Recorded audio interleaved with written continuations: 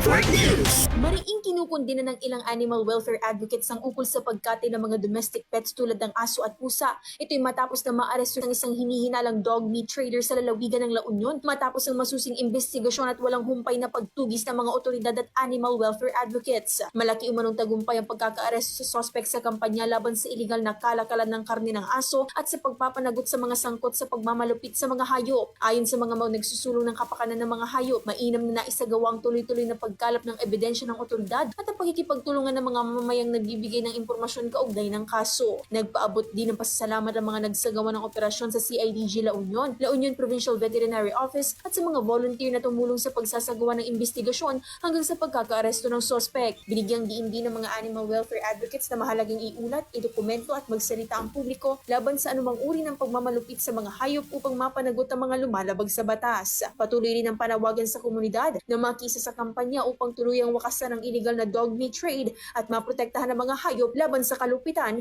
at pang-aabuso. Kasama mula dito sa Eye from the Lupa, nito sa Idol Juan de Vera, Tatak RMN. RMN Network News.